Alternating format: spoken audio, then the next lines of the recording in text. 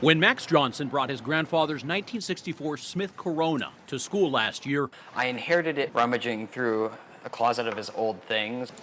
it was a novelty. Other people were like, whoa, a typewriter. Max was tapping into something else, a generation interested in a machine because of what it does not have. No power cord, no internet connection, no temptation to jump online, no AI prompts. With computers, there's distractions everywhere, and if you have ADHD like me, you could get nothing done with a typewriter. It's just you and the keys. I have customers from probably 8 years old on up.